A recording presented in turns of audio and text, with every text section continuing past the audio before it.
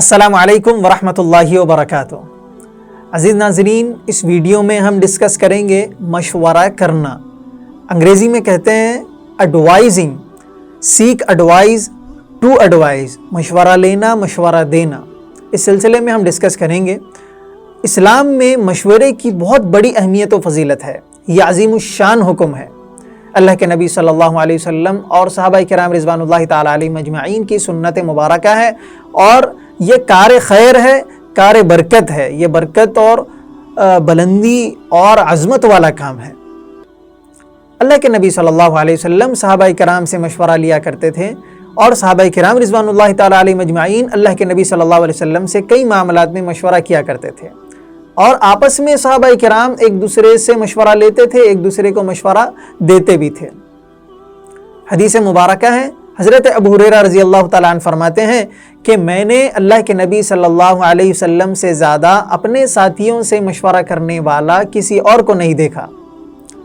دوسری حدیث ہے کہ جس نے استخارہ کیا وہ نامراد نہیں ہوگا، اور جس نے مشورہ کیا وہ شرمندہ اور پریشان نہیں ہوگا، اور مشورے کو ترک کر کے کبھی کوئی بھلائی حاصل نہیں کی جا سکتی۔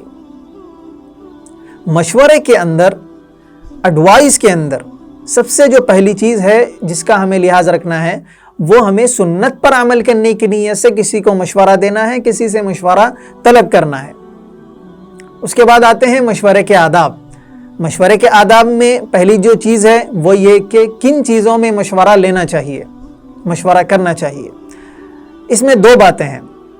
پہلی بات یہ کہ وہ احکام جو اللہ رب العزت نے متعین فرما دیے ہیں، یعنی کہ فرض، واجب، مکروہ یا پھر حرام، ان چیزوں کے معاملے میں ہم مشورہ کسی کو نہ دے سکتے ہیں، نہ لے سکتے ہیں۔ مثلا یہ کہ نماز، روزہ، حج، زکوٰۃ، یہ تمام جو ہے فرض احکام ہے، اور اس کے کرنے کا ہمیں جو حکم دیا گیا ہے بہرحال ہمیں اس کو ادا کرنا ہے۔ اور جن سے رکنے کا ہمیں حکم دیا گیا ہے جو حرام ہے چیزیں، مثلا کہ چوری کرنا، زنا کرنا، شراب پینا وغیرہ، ان چیزوں کے معاملے میں بھی ہم مشورہ کسی کو نہ دے سکتے ہیں، نہ لے سکتے ہیں۔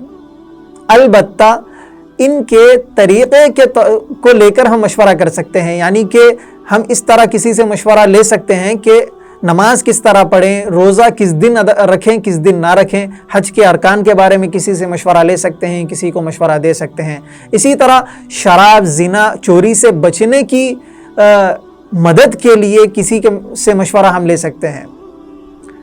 یعنی کہ احکامات کو ادا کرنا جو ہے وہ بہرحال ادا کرنا ہے، اور جن چیزوں سے ہمیں روکا گیا ان سے بہرحال رکنا ہے۔ البتہ طریقے کو لے کر ہم کسی کو مشورہ دے سکتے ہیں، کسی سے مشورہ لے سکتے ہیں۔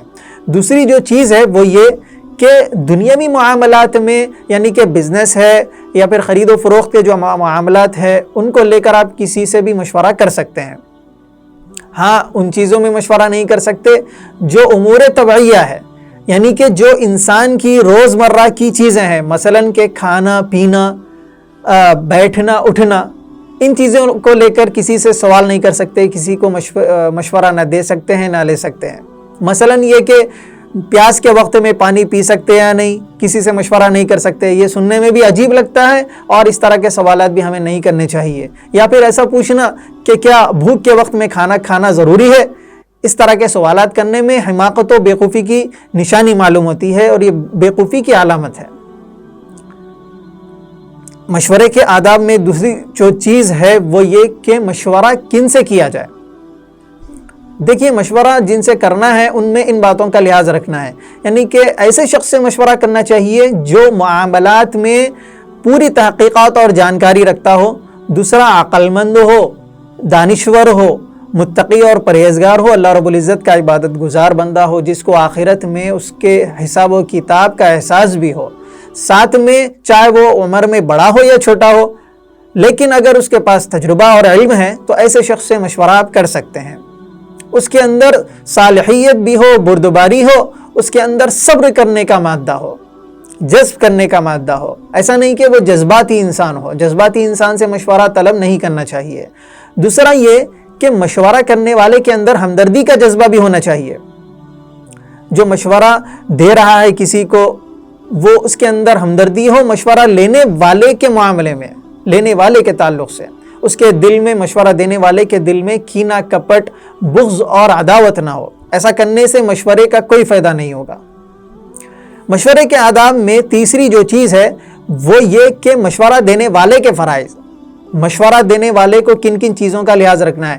پہلی چیز کہ اگر معاملے میں پوری تمام تحقیقات اور جانکاری ہو تبھی مشورہ دے، ورنہ مشورہ نہ دے، صاف کہہ دے کہ آپ کسی دوسرے سے مشورہ لے سکتے ہیں۔ دوسری چیز کہ مشورہ دینے والے کو چاہیے کہ آپ کا جس طرف رجحان ہو رہا ہے، جو بات آپ کو صحیح لگ رہی ہے وہی چیز کا مشورہ دے، صحیح مشورہ دے، غلط نہ دے۔ تیسری جو بات ہے جس کا مشورہ دینے والے کو خیال رکھنا ہے وہ یہ کہ مشورہ دینے والا مشورہ لینے والے کی باتیں کسی دوسرے سے نہ کہے، دوسروں پر اس کے راز ظاہر نہ کرے۔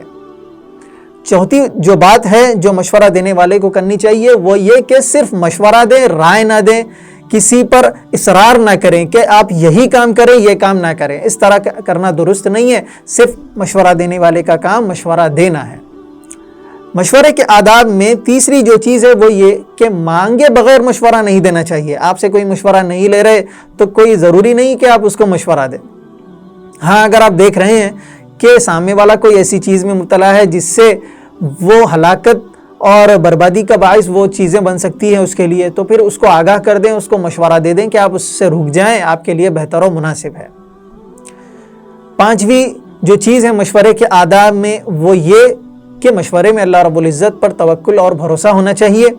جو دانشور اور عقل مند حضرات مشورہ دیتے ہیں آپ کو ضروری نہیں ہے کہ وہی باتیں درست اور صحیح ہو سکتا ہے کہ آپ کے ذہن میں جو بات ہے وہ بھی درست اور صحیح ہو، اور اگر آپ کو وہ صحیح لگ رہی ہے آپ کی ذہن کی بات تو اللہ رب العزت پر بھروسہ رکھ کے آپ اس پر عمل کریں، انشاءاللہ العزیز فائدہ ہوگا۔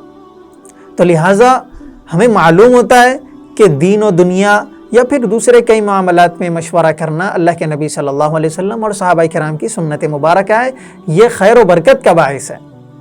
لیکن اگر آپ مشورے کے بغیر بھی کام کرنا چاہ رہے ہیں تو کر سکتے ہیں، کوئی ضروری نہیں ہے کہ مشورے کے ساتھ ہی آپ کام کو انجام دیں۔